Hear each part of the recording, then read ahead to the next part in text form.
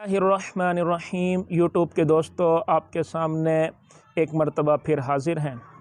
आज हम आपके सामने वज़ू का सुन्नत तरीक़ा बयान करेंगे।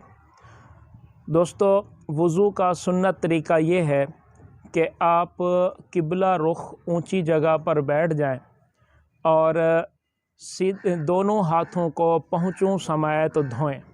दोनों हाथ पहुँचों समेत अच्छी तरह धोएं और उंगलियों का खिलाल भी फरमाएं।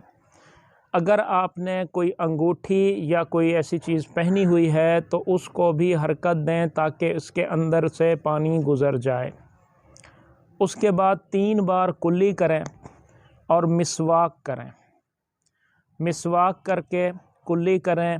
इस दौरान आप अपनी टूटी को बंद रखें ताकि पानी ज़ाय ना हो। पानी का इसराफ गुनाह है।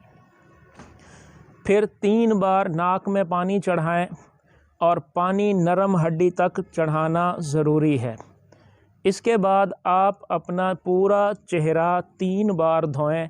चेहरे की तारीफ़ सुन लें, क्योंकि बाज़ औक़ात ये देखने में आता है कि दोस्त अहबाब जल्दी में मुँह धोते हैं और कुछ लोग तो चेहरे पर पानी मार रहे होते हैं। याद रखिएगा, ये चेहरे पे पानी मारना जो है ये मकरूह है। तो चेहरा धोना है, चेहरे पे पानी नहीं मारना।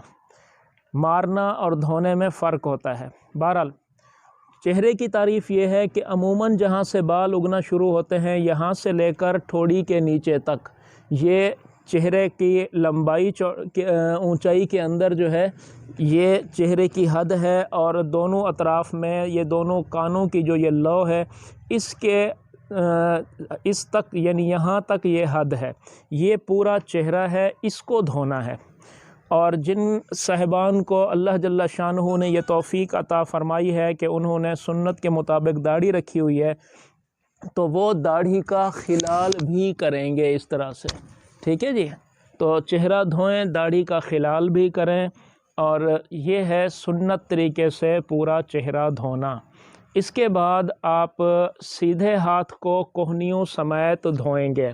सीधा हाथ कोहनियों समेत ये धोना है, और फिर उल्टा हाथ कोहनियों समेत धोना है। ये दोनों हाथ कोहनियों समेत धोने के बाद दोस्तों मसह करना है।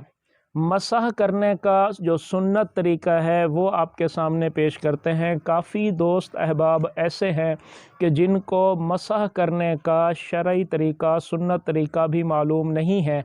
बस ऐसे ही हाथ फेर लेते हैं सर पे और गुजारा कर लेते हैं। फ़र्ज़ अदा हो जाता है, लेकिन सुन्नत के मुताबिक ये वज़ू नहीं होता।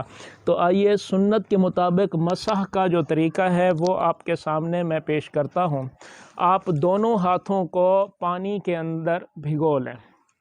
जब दोनों हाथ भीग जाएं, तो अब आपने ये जो 3 उंगलियां छुंग लिया, उसके साथ वाली उंगली और उसके साथ दरमियान वाली उंगली, इन 3 उंगलियों को आपस में जोड़ लेना है। इस तरह से ये 6 उंगलियां इकट्ठी करके पूरे हाथ को आपने पीछे रखना है। सिर्फ़ इन 6 उंगलियों को इस तरह सर के दरमियान में लेकर ऐसे बिल्कुल पीछे लेके जाना है, और जब सर के दरमियान तक पहुंच जाए तो अब उंगलियां जुदा कर देनी है। हाथ की हथेलियों को सर से मिला लेना है। मिलाकर अब ये हाथ वापस लेकर आने हैं। आपकी ये 6 उंगलियां और हाथ की हथेली यूज़ हो गई। अब ये उंगली और अंगूठा रह गया। तो अब इसका तरीक़ाकार ये है कि इन उंगलियों को कानों के अंदर से इस तरह से घुमाएं, और जो अंगूठा है इसको कान के पीछे से इस तरह से लेकर आएँ।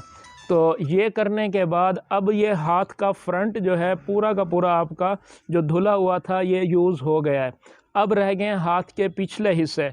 तो हाथ के इन पिछले हिस्सों को गर्दन के पीछे इस तरह से यूँ आप घुमा लेंगे, तो ये सुन्नत के मुताबिक पूरे सर का मसा हो जाएगा। कुछ लोग फिर गले में भी फेरते रहते हैं, ये सुन्नत नहीं है। गले की तरफ नहीं करना है, सिर्फ़ गर्दन की तरफ इसको हाथ का पिछले हिस्से को घुमा लेंगे। ये आपका सुन्नत के मुताबिक मसा हो जाएगा। اس کے بعد آپ نے دونوں پاؤں دھونے ہیں۔ پاؤں دھونے میں اچھی طرح احتیاط کیجیے گا کہ ٹخنوں سمیت پاؤں دھونے ہیں، ٹخنوں سے اوپر تک دھو لیجیے گا، اور اس کی انگلیوں کے اندر بھی، پاؤں کی انگلیوں میں بھی خلال کریں کہ انگلیاں آپس میں بہت جڑی رہتی ہیں، جس کی وجہ سے اندر تک پانی نہیں جاتا اور صحیح طریقے سے وضو نہیں ہو سکتا۔